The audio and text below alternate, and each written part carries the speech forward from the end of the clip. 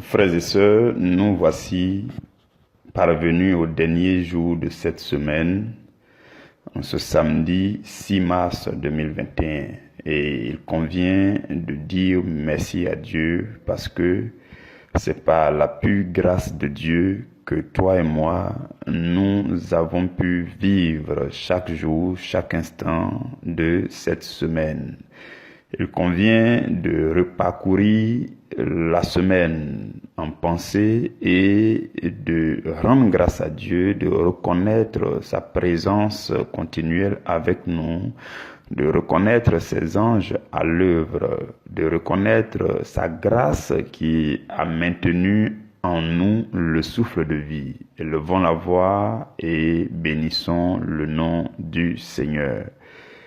Seigneur, Dieu de gloire, Dieu de bonté, magnifique Père de gloire, créateur de l'univers, créateur du ciel, de la terre, de tout ce qui s'y trouve. Dieu d'Abraham, Dieu d'Isaac, Dieu de Jacob, tu as dit, tel sera mon nom d'éternité en éternité. Le Dieu qui a dit, je suis celui qui suis, le Dieu puissant, fort, vaillant, glorieux, magnifique.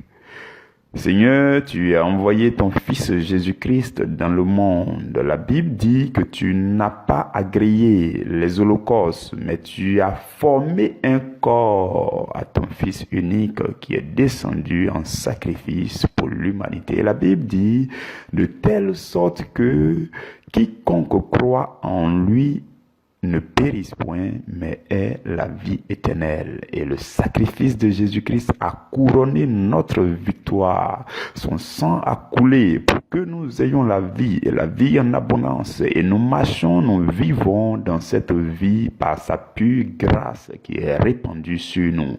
Merci pour ton Saint-Esprit qui nous accompagne chaque instant, qui marche avec nous, qui nous oriente, qui nous inspire, qui nous donne la pleine forme. Nous te bénissons, Seigneur, pour ta présence continuelle. Merci spécial, Seigneur, pour cette semaine spéciale. Merci de ce que cette semaine a été un succès pour tous. Merci de ce que ta main a été à l'œuvre dans nos vies. Pour chacun de nous, Seigneur, nous sommes parvenus à la fin de cette semaine et nous te bénissons. Merci pour le souffle de vie, merci pour la santé. Merci Seigneur pour tout ce que tu nous as enseigné. Seigneur, merci pour tout ce que tu as ajouté à notre vie. Toute la connaissance, les choses spirituelles, les grâces, les paroles de grâce, les orientations, ta lumière qui a encore brillé davantage dans la vie de chacun. Seigneur, pour tout cela, nous te disons merci. Merci pour chaque temps d'enseignement de cette semaine. Tu as été là par ton esprit afin de nous communiquer ce qui vient du ciel. Nous te bénissons, nous te disons merci. Merci pour cette onction que tu envoies régulièrement dans nos vies. L'onction qui brise donc le joug du péché, le joug des malédictions, le joug de tout ce qui a servi l'homme. Seigneur, ces jougs sont brisés par l'onction que tu envoies dans nos vies lorsque nous écoutons la voix du Saint-Esprit à travers ces enseignements. Merci de ce que tu nous fortifies. Merci de ce que tu nous remplis de ta joie. Merci de ce que tu nous édifies. Merci de ce que tu nous transformes. Que ton nom soit béni, nous te sommes reconnaissants, véritablement reconnaissants en ce jour et nous te disons merci. Merci Seigneur, que ton nom soit élevé au plus haut et dans les siècles éternels. Au nom de Jésus-Christ. Amen. Mes frères, mes sœurs, dans le Seigneur, aujourd'hui c'est notre dernier sous-thème de la semaine. Cette semaine qui est donc la 9e semaine d'un ensemble de 12 semaines d'enseignement que nous avons commencé depuis début janvier. Et il nous restera encore 3 semaines. Nous irons vers fin mars. Je rends personnellement grâce à Dieu. Je lui dis merci. Je lui dis merci pour ta vie, toi qui entends le son de ma voix, parce que le fait que tu entendes ces choses à l'instant, ou que tu entendes ces choses depuis un moment, c'est le plan de Dieu. Ça fait partie de la préséance de Dieu. Depuis avant la fondation du monde, il t'a prédestiné à entendre cela par rapport aux situations que tu devais vivre maintenant et par rapport à tes besoins en termes d'orientation, en termes de lumière, en termes de force. C'est par rapport à tout cela que le Seigneur, dans sa grande bonté, a harmonisé toutes choses pour que tu entendes ce que tu entends en ces temps-ci. Voilà pourquoi il faut les admirer, il faut les apprécier en donnant toute la gloire à notre Dieu. Alors, le sous-thème que nous méditons ce jour, c'est la qualification qui élève plus haut. Donc, on peut dire encore, en d'autres termes, on peut dire, quelle est la qualification qui élève plus haut? Donc, ça devient une question de méditation, une question de réflexion, et nous allons méditer ensemble pour que Dieu nous éclaire tous, pour que Dieu nous fasse du bien, pour que Dieu nous aide à mieux avancer, à mieux choisir nos priorités. Vous comprenez? N'oubliez pas que le thème de ces 4 semaines de séminaire, ces 4 dernières semaines-là, le thème c'est « Il vous a été dit, mais moi je vous dis ». C'est Jésus qui parle. Ça veut dire que nous avons appris beaucoup de bonnes choses. Nous avons entendu des choses venant de ce monde. Depuis que nous sommes nés, nous apprenons beaucoup de ce monde, de l'éducation, du domaine professionnel, dans notre vie, même dans la société, on a appris beaucoup de choses. Mais Jésus a quelque chose de meilleur à nous proposer. Et si nous admirons ces choses meilleures et excellentes venant de Jésus, il nous appartient à nous-mêmes, à chacun de nous, de faire nos choix. Vous comprenez? La vie, c'est un choix. Personne ne va imposer quoi que ce soit à son ami. Ce n'est pas comme ça. Moi, dans ma conception des choses, j'estime que l'évangile doit être prêché de façon claire et transparente. On doit expliquer les choses aux gens de façon claire, propre, calmement. On ne doit pas imposer à quelqu'un de faire quelque chose. On ne doit pas obliger quelqu'un. Ça ne fait pas partie de la chrétienté. Ça, ce n'est pas bon. On ne doit pas forcer quelqu'un à dire non, quitte ici, fais ceci. Non, non, non, non, non, non. La parole de l'évangile très bien prêchée avec la grâce du Saint-Esprit est suffisant pour faire son travail, pour opérer une transformation admirable dans le cœur de chacun. Donc, on présente la lumière de Dieu à chacun et vous voyez par la suite chacun dans son discernement propre et personnel s'oriente, se décide, se laisse faire, abandonne certaines choses de sa vie avant parce qu'il commence à aimer le Seigneur de plus en plus. C'est comme ça que l'évangile opère. Vous comprenez? Donc, admirons ces temps d'échange, ces temps de méditation et laissons-nous transformer par la parole de Dieu. Donc, aujourd'hui, notre sous-thème, c'est quelle est la qualification qui élève plus haut? Nous allons réfléchir à travers cela. Et, frères et sœurs, s'il vous plaît, ce que j'ai oublié de nous dire depuis le début de la semaine, j'ai oublié de nous donner cette information. Mais j'avais déjà donné l'information aux responsables. Durant une réunion avec les responsables, je leur avais déjà donné cette information. C'est que, vous voyez, depuis qu'on a commencé les séminaires, il arrive régulièrement que le samedi, il y a quelqu'un pour faire le résumé de tous les enseignements de la semaine. Et nous avons bénéficié, par la grâce du Seigneur, des résumés assez riches que nos frères et sœurs ont fait. Les samedis à midi, samedi à midi, c'est un récapitulatif, une synthèse, un résumé de tous les 6 enseignements de la semaine depuis lundi jusqu'à samedi nuit. Donc, une personne fait le résumé le samedi midi. C'est ce que nous avons essayé de faire depuis le début. Et nous allons continuer. Et l'information que je vous donne, c'est que c'est mon épouse qui fera le résumé pour les 4 semaines que nous avons. Donc, elle fera le résumé les samedis à midi. Il est important de se connecter à ces résumés. Ça fait un récapitulatif de tout ce que vous avez entendu durant la semaine. Ça fait du bien, ça rafraîchit certaines choses en vous. Ça vous rappelle les choses que vous avez entendues le lundi. Ça va rendre tout en un seul morceau et vous allez en tirer. Ça va faire du bien, vous comprenez. Donc, mon épouse, Madame Makaye, Mélène, va se charger de faire ses résumés. C'est la première fois qu'elle prend la parole en termes d'intervention dans cette famille. Cela fera bientôt 2 ans que la famille existe et c'est la toute première fois qu'elle prend la parole. Portons-la en prière et que Dieu vous bénisse. Donc, je voulais vous donner cette information. Alors, nous poursuivons avec notre sous-thème. Que dit notre sous-thème? Quelle est la qualification qui élève plus haut? Quelle est la qualification qui élève plus haut? Frères et sœurs dans le Seigneur, depuis notre enfance ou alors depuis que nous sommes sur cette terre et que nous vivons, nous avons entendu que il y a des qualifications.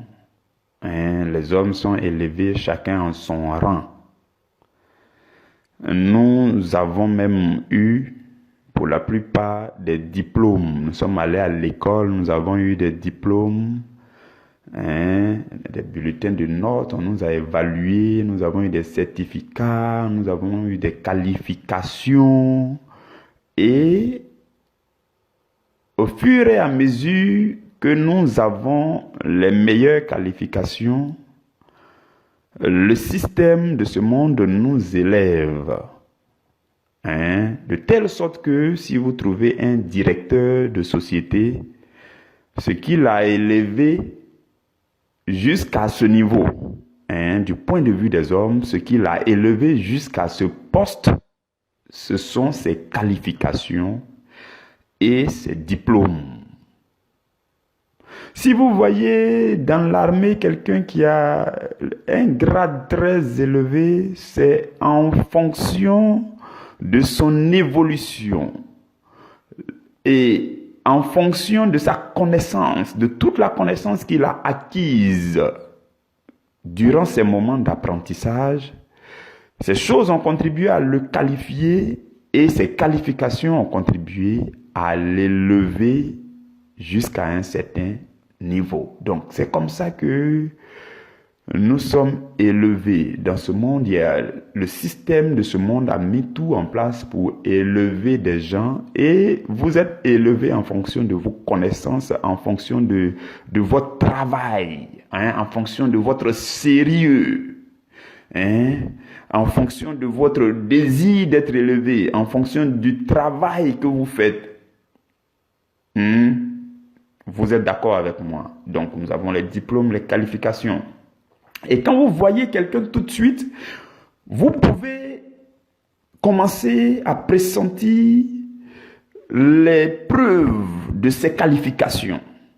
Vous êtes d'accord avec moi? Quand vous voyez quelqu'un en fonction de son langage, en fonction de son apparence, en fonction de ses gestes, de ses actions, toutes ces choses peuvent vous laisser voir les preuves de ces qualifications. Vous voyez au gradé de l'armée, vous pouvez le savoir parce que on va vous dire qu'ils ont mis des V. Vous voyez leur V là, leur grade là qu'on met sur leurs épaules là. Tout de suite, pour quelqu'un qui connaît, il sait que celui-là il a tel grade. Donc il y a des preuves. Nous portons des preuves souvent, que ce soit par nos paroles, que ce soit par des actions, que ce soit par notre style de vie, par notre manière de faire les choses. Il y a des preuves qui ressortent de nous automatiquement en fonction de notre qualification et ces qualifications nous ont élevés jusqu'à des hauts grades, ainsi de suite, ainsi de suite, ainsi de suite. Ce sont de très bonnes choses. Pendant que je parle même, beaucoup d'entre vous peuvent déjà voir à quel niveau ils sont élevés dans le système de ce monde, quel est le niveau de salaire, vous voyez, non, souvent ça s'exprime avec le niveau de salaire, les choses comme ça. Donc, vous voyez, donc le monde a mis des choses en place pour notre élévation. Et nous voyons ça dans les couches sociales. On est tous d'accord avec cela. Nous sommes en train de réfléchir. Notre thème dit, quelle est la qualification qui élève plus haut? Vous comprenez? Maintenant, le Seigneur Jésus veut nous montrer quelque chose de magnifique que je voudrais que tu suives et que tu reçoives.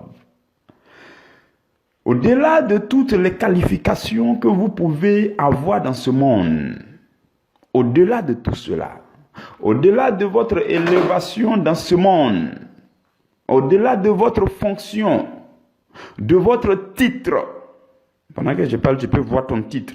Comment tu fais un peu souvent les épaules, comment tu hausses souvent les épaules quand tu rentres au bureau, mais quand tu sors, comment tu marches, et puis la démarche change. La fonction, le titre là, fait changer ta démarche un coup comme ça. Mais le Seigneur Jésus dit tout ça c'est bien. C'est très bien. Tu peux t'en glorifier jusqu'à un certain degré, il n'y a pas de souci, c'est bien. Nous donnons toute la gloire à Dieu pour tout cela. Mais Dieu dit, la personne que tu es et qui est essentiellement, prioritairement, une personne spirituelle qui est appelée à subsister dans le temps jusqu'à l'éternité. Cette personne a besoin aussi d'être élevée spirituellement. Parce que, aussi bien qu'il y a des choses dans ce monde, aussi bien que il y a les choses qui ont été mises en place dans ce monde, il y a aussi le monde spirituel. Nous sommes tous sans ignorer qu'il existe le monde spirituel.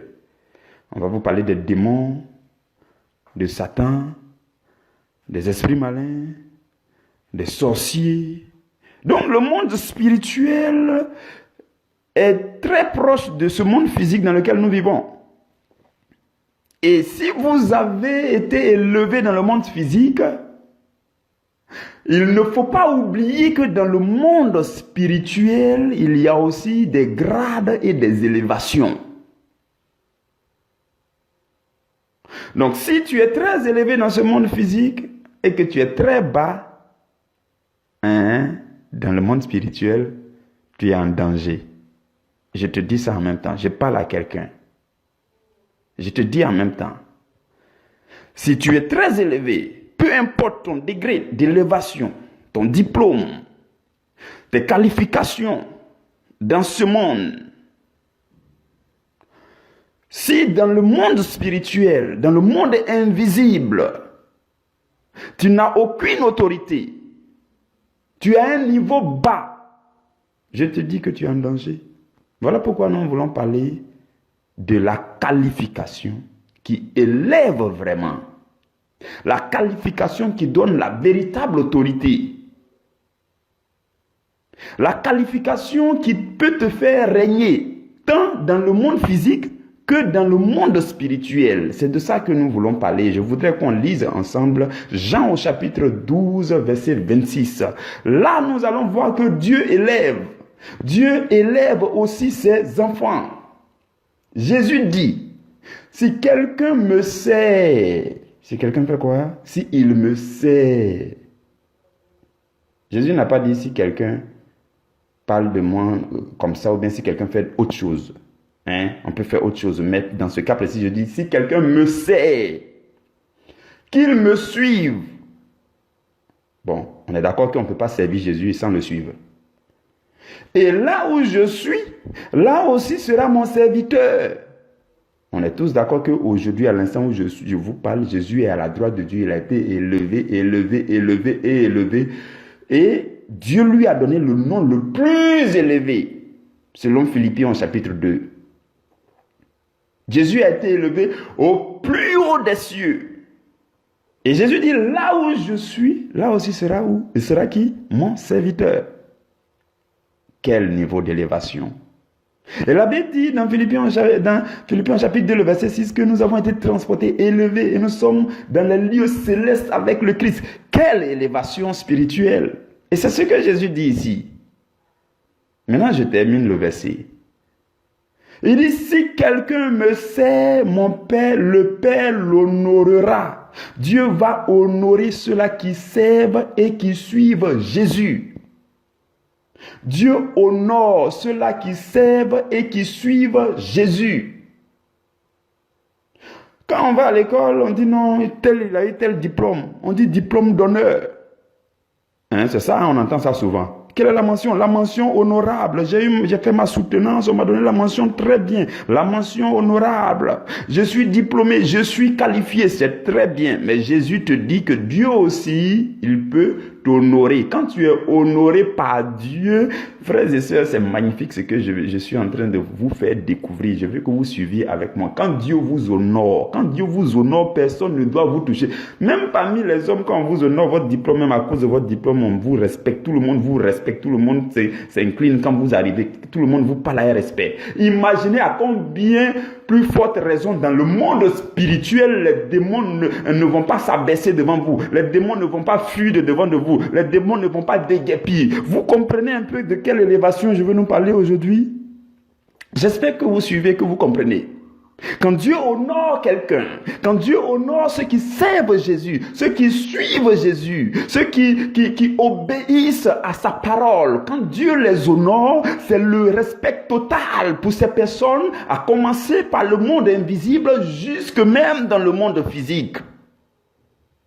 Apprenons à chercher l'excellence des choses, le haut degré des choses, à comprendre, à percer les mystères de Dieu et à faire les choses magnifiques et excellentes, les choses supérieures. Jésus a dit, si votre justice ne surpasse celle des scribes et des pharisiens, vous n'entrerez pas dans le royaume. Donc, à compter d'aujourd'hui, durant ce séminaire, nous devons comprendre que notre mentalité doit surpasser la mentalité de ce monde. Notre mentalité doit être au-dessus de la mentalité de ce monde. Et Jésus dit, c'est alors que nous pouvons entrer dans le royaume pour saisir les meilleurs trésors du royaume pour les envoyer dans notre vie et ça sera palpable dans le physique. Donc Dieu honore. Oui, quand Dieu vous honore, c'est magnifique. Toute chose devient facile devant vous. Tout ce que vos mains touchent commence à fleurir, à prospérer. Quand vous parlez, tout le monde écoute et est attentionné parce que c'est Dieu lui-même qui parle à travers vous. Quand vous agissez, c'est magnifique. Vous ne pouvez pas imaginer combien de fois à la rigueur, frères et sœurs, il faut rechercher prioritairement et de toute urgence l'élévation venant de Dieu, la qualification venant de Dieu. Dieu honore. Et c'est ce que l'apôtre Paul recommande à l'église d'Éphèse quand il parle à Timothée. Il dit à Timothée, que les anciens, dans 1 Timothée 5 au verset 17, il dit que les anciens qui dirigent bien soient jugés dignes d'un double honneur. D'un double honneur. Surtout ceux qui travaillent à la prédication et à l'enseignement. L'apôtre Paul avait compris ça. Il avait compris ça et puis il dit à Timothée, non, fais attention aux gens qui enseignent.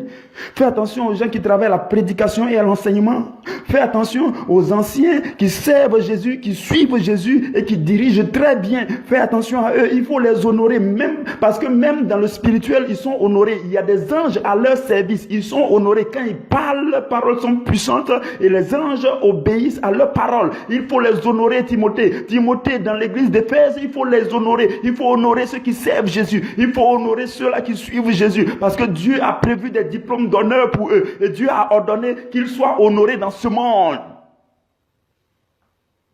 Voici la qualification qui élève dans le Seigneur. Les anciens qui dirigent bien. Ceux qui servent Jésus et qui suivent Jésus.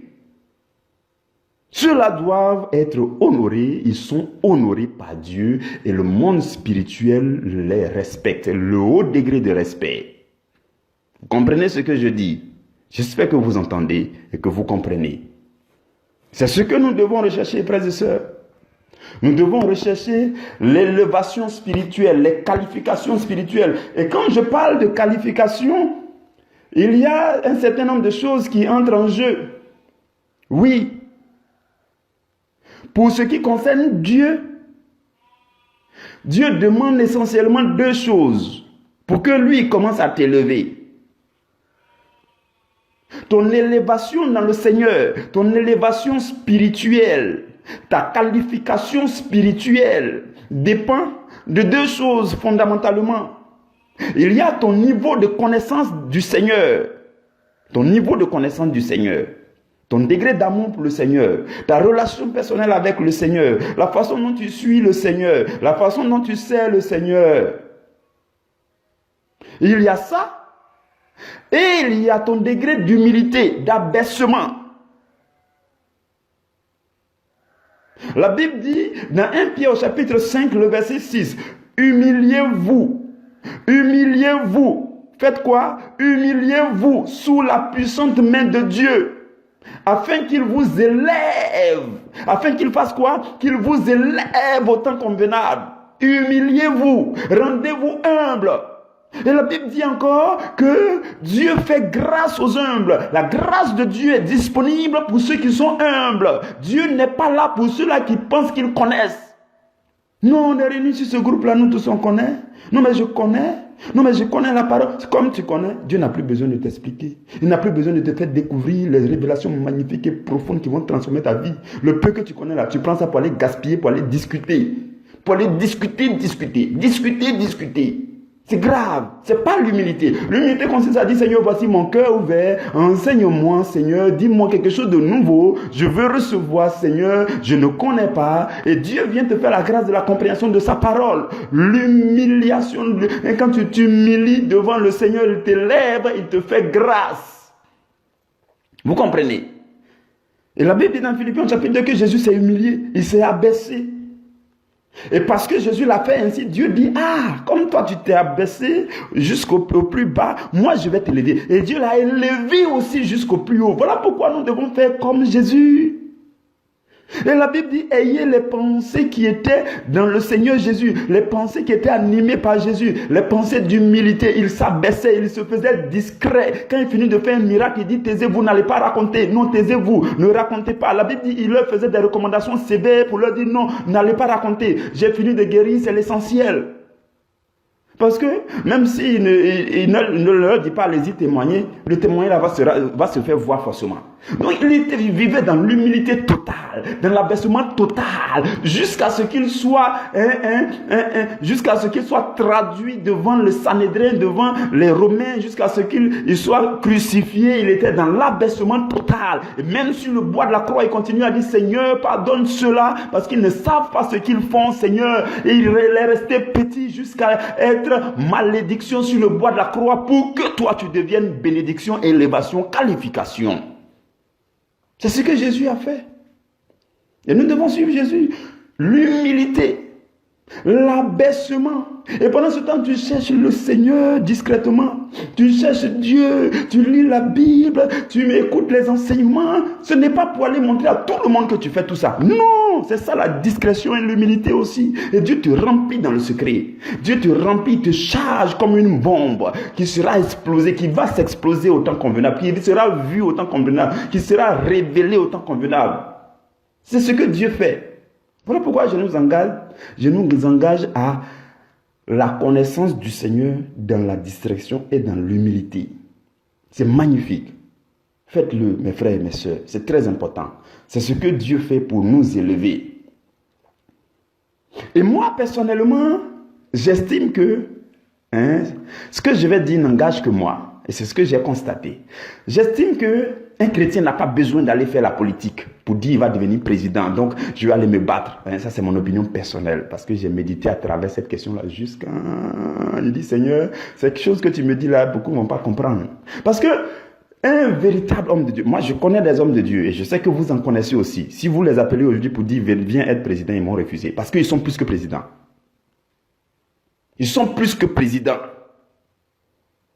Ils sont vachement riches, ils ont tout, ils vivent dans la paix totale. Le président qui est dans votre pays ne dort presque plus, il prend des médicaments pour dormir. Je connais des hommes de Dieu qui vivent dans la paix, dans la tranquillité de l'âme et qui gouvernent des multitudes de personnes à travers le monde. Ils sont plus qu'un président. Voici le véritable sens de la politique que Dieu veut qu'on fasse.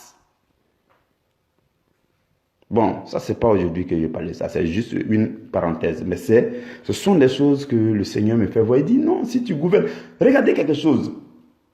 Dans Luc au chapitre 19, le verset 17, Jésus dit quoi? Quand Jésus donne la parabole du maître et puis de ses serviteurs, le maître a dit, c'est bien, bon et fidèle serviteur, parce que tu as été fidèle en peu de choses, reçois le gouvernement de 10 villes. Un homme de Dieu établi sur plusieurs nations, qui prêche à plusieurs nations, qui donne des conseils à plusieurs personnes à travers les nations et qui gouverne. Vous pensez qu'il a quelque chose à envier à un président? Il vit dans la plus grande richesse qui est la paix de l'âme. Il baigne dans les biens spirituels, les grâces et les bénédictions spirituelles. Il dort en paix, il se réveille en paix, il prêche en paix et il est riche spirituellement et il est riche matériellement. Il vit discrètement dans ce monde et il dirige une nation spirituelle. La Bible dit que nous sommes une nation, n'est-ce pas? Dans 1 Pierre au chapitre 2, le verset 9, la Bible dit, vous au contraire, vous êtes une race élue, un sacerdoce royal, une nation sainte. Le chrétien qui doit faire la politique doit chercher à être président d'une nation sainte, ou bien d'une ville sainte, ou bien d'un peuple acquis, une race élue. C'est pas géographiquement, les hommes voient les choses trop géographiques. Non, il faut que je devienne président de la Côte d'Ivoire parce que le gouvernement va mal. Moi aussi, je cours, je dois aller faire la politique. Je vais changer ce monde. Mon frère, Dieu t'a pas envoyé sur cette terre pour faire ce type de politique. Ce type de politique va te tuer. Ça va te mettre des compromis devant ton chemin. Tu vas te tromper, tu vas tomber dans les pieds de l'ennemi et tu vas faire des choses qui ne sont pas bien. Mais il y a une autre pensée de politique que le Seigneur m'a révélée. Il dit non, il faut prêcher. Il faut prêcher. Les gens vont te demander conseil à travers les nations. Tu vas former des gens, des fils et des filles spirituels eux aussi qui seront élevés, qui seront établis. Et vous serez une nation spirituelle. Dieu nous appelle un royaume. C'est dans ce sens qu'il faut comprendre. Il faut comprendre la communauté des chrétiens. Le corps du Christ est un royaume. Et dans ce royaume, il y a des pays. Des hommes de Dieu sont établis sur des pays spirituels, des nations spirituelles. Ils ne devraient pas avoir envié à un président de ce monde parce qu'ils font la politique saine, la politique dans le monde invisible, la politique spirituelle. Ils sont établis sur des multitudes de personnes à travers le monde. Ils sont plus qu'un président. Ils baignent dans les biens spirituels. Et Dieu leur envoie des biens matériels en abondance pour leur survie. Ils donnent dans la paix. Ils sont ambassadeurs du royaume sur la terre. Changez votre mentalité de politique. On a eu souvent quelques échanges de discussions. Est-ce que le chrétien peut faire la politique? Et moi, dans ces choses, je réagis toujours très peu tant que je n'ai pas la pensée profonde de Dieu.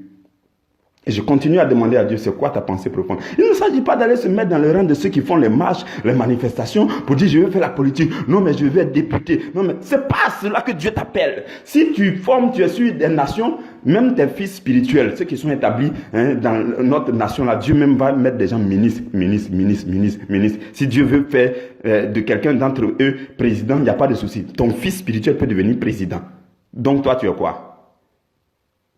Je ne sais pas si vous comprenez les choses que je dis, mais je veux nous dire qu'il y a un niveau d'élévation dans le spirituel, et tous les niveaux d'élévation dans le spirituel n'ont rien à envier à tous les niveaux d'élévation sur cette terre. Quelqu'un qui est dans l'équipe d'intercession et qui prie jour et nuit, qui médite jour et nuit, qui fait les prières de combat jour et nuit, celui-là n'a rien à envier au général des corps d'armée d'un pays. Parce que lui, les démons les plus coriaces dans le spirituel ont peur de lui. Oh, changez votre manière de voir. Il faut changer notre mentalité durant ces périodes-là. Il faut arrêter de chercher l'autorité. C'est vrai, cherchez vos autorités de ce monde que vous voulez, cherchez vos qualifications que vous voulez, mais il y a meilleur que ça. Il y a meilleur que ça. Et c'est pourquoi Dieu nous a donné cette arme puissante qu'on appelle la foi. Et personne ne peut résister devant une foi puissante et authentique. C'est ça l'élévation dans le spirituel. Donc vous avez vu la petite parenthèse que j'ai ouverte concernant ce que le Seigneur m'a montré concernant la véritable politique. Les hommes n'ont pas la connaissance profonde par rapport à la politique. Les chrétiens qui veulent aller se battre pour faire politique, tu vas aller là-bas, ils vont te mettre dans la boue, ils vont te mettre dans les pièges, ils vont te fatiguer. Mais si tu sais Dieu, que tu prêches l'évangile, Dieu va t'élever, il va te donner le gouvernement de 5 villes, le gouvernement de 10 villes. Et à travers les nations, tu as des personnes qui sont accrochées au Seigneur, qui vivent bien et qui font briller, qui brillent de la lumière de Jésus. Et tu as une nation sainte, un peuple acquis, un sacerdoce royal à travers les nations. Dieu t'établit sur une nation. Tu as la paix, la richesse du cœur, les biens spirituels et aussi les biens matériels. Tu n'as rien à envier. Le jour où on te dit, viens, tu vas être président, tu vas dire, non, je ne veux pas aller au palais présidentiel. Parce que je suis dans mon palais spirituel là. Ça me plaît. Et maintenant, quand tu fais ça, que tu, par la grâce de Dieu, avec la parole de Dieu, beaucoup de personnes sont sous le contrôle du Seigneur Jésus-Christ à travers les nations. Est-ce que vous ne pouvez pas changer le monde avec ça? Donc, c'est quel changement de monde tu voulais aller chercher parmi les politiciens là-bas? Comprenons ces choses. Je sais qu'un autre jour, on va très bien parler de ce sujet-là. C'est un sujet intéressant. Je sais que ça a déjà fait objet de vos moments de débat. Je ferme juste la parenthèse. Donc, frères et sœurs, il y a des qualifications à rechercher coûte que coûte. Parce que peu importe ton degré de qualification dans ce monde, si tu n'as aucune autorité dans le spirituel, je te dis que tu es en danger. Tu es vraiment en danger. Et ce qui va te donner l'autorité spirituelle, ce qui va t'élever dans le spirituel, c'est lorsque tu vas rechercher Jésus, tu vas rechercher Jésus, tu vas chercher Jésus, tu vas chercher. Et pendant que tu cherches Jésus, tu t'humilies et tu t'abaisses, tu t'humilies, tu t'abaisses parce que c'est lui-même qui va t'élever. La Bible dit, humiliez-vous devant le Seigneur et il vous élèvera. Qui vous élèvera? Dieu lui-même va vous élever au temps convenable. L'homme n'a pas les capacités de s'élever lui-même. Je ne sais pas si vous comprenez ce que je dis, même physiquement. Si vous voulez sauter vous-même pour vous élever, pour vous envoler là, vous ne pouvez pas. Dieu n'a pas donné les capacités à l'homme de s'envoler lui-même, de s'élever lui-même. Ce n'est pas possible. Si tu as trop fait, c'est 1,5 mètre, 2,5 mètres en hauteur. Pourquoi? Parce que c'est une leçon que tu dois tirer de là, un enseignement que tu dois tirer de là. L'homme n'est pas fait pour s'élever lui-même. C'est Dieu qui l'élève. Donc, il faut rester assis. Tu as quel problème? Il faut t'abaisser.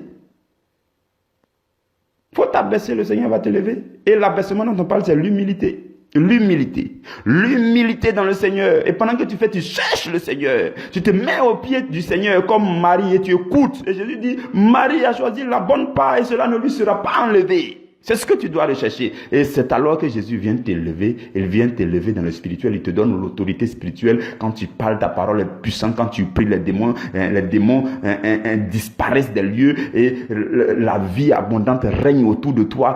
C'est ça qu'on appelle l'autorité, la véritable autorité. Et cette autorité-là va couler jusque dans le physique. Et la bénédiction matérielle va te rejoindre aussi en abondance. C'est ça la véritable élévation, la véritable qualification que le Seigneur a voulu nous montrer aujourd'hui.